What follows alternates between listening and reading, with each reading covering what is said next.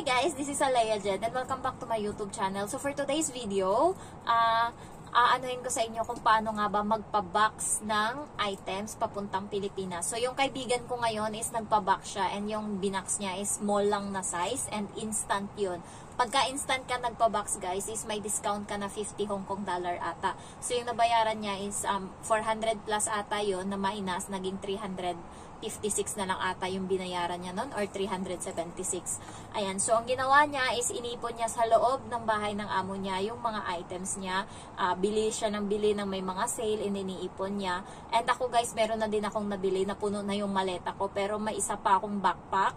Ayan, so yun yung pupunuin ko ng mga damit ata. Ayan, so hindi pa muna ako magpapabox ngayon kaya binenta ko sa kanya yung Toblerone ko na 4 na piraso kasi may expire na siya ng February and parang hindi kaya ng February magpa-box ako kasi pinapagawa ko pa yung bahay ngayon and ayoko munang mangutang. And ino-offeran ako kanina ng utang, nagpapautang doon sa Central and ang maximum ata nila is 20,000 Hong Kong dollars. Sa pera natin is 176 pesos ata.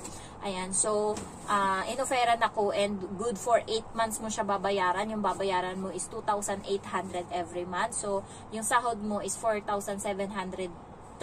So yung matitira sa'yo is nasa 1,900 ata. So maliit na lang guys, nasa ano na lang yun, 10,000 mahigit or 12,000 mahigit pagka nag-utang ka. Kaya ang tubo nila doon is 2,000 Hong Kong dollars. So sa pera natin is 14,000 pesos. Kaya nag-iisip muna ako. Kung hindi naman kailangan and ngayon inuunti ko muna yung materialis ng bahay.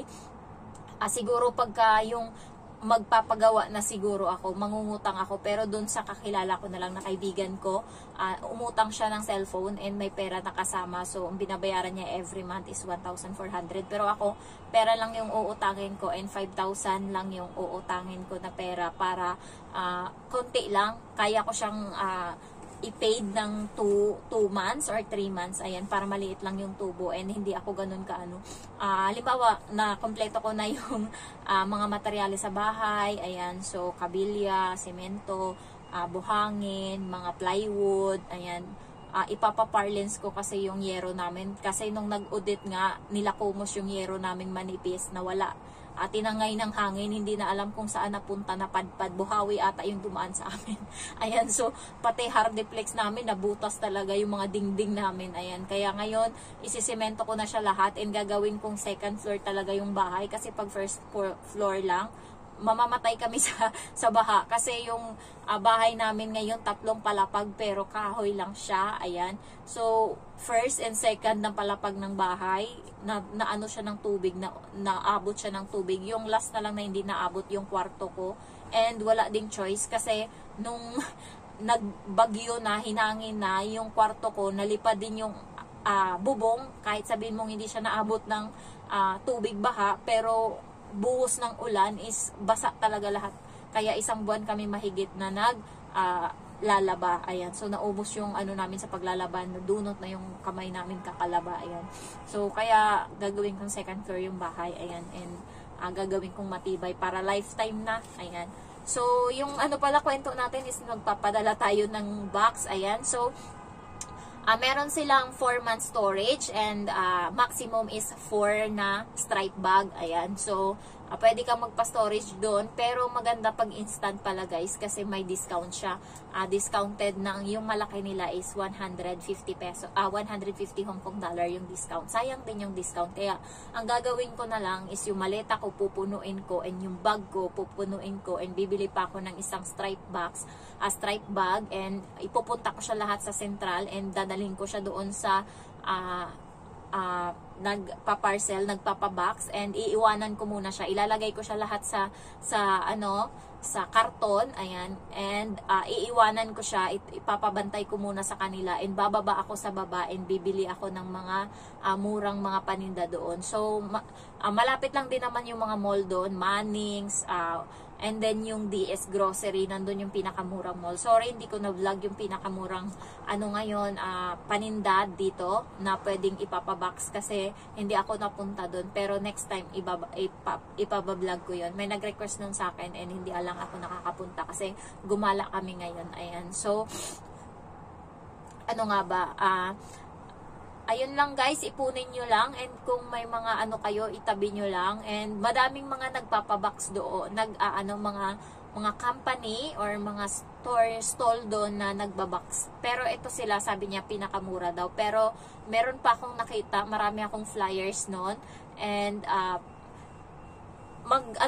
canvas kayo, nasa 5th floor siya ng Worldwide Mall. Ayan, so magbablog din ako about Worldwide Mall, kung paano kayo makakapunta doon, kaya hindi kayo malilito sa sa vlog ko. Ayan, so ayun lang guys, yung kaibigan ko kanina, yung mga pinampabox niya is chocolate, sapatos ng bata, and then mga laruan. Ayan, inipon niya yun, and yung mga damit. Ayan, so isang small lang yung niya, yung binax niya, and may libre silang pakape. Ayan, so every pag nagpa-box ka ngayon and naging member ka na doon, parang may record ka na, next time na magpapabox ka and may nirefer ka na tao na, ayan, magpapabox yan, ayan, ganyan. So, halimbawa, yung pinakamalaki yung makuha niyang box, and may 4 points ka nun, and pag naipon yung points mo, makaka 15 points ka, may libre ka dun sa kanila, libre na ipapaship mo yung small box, ayan. So,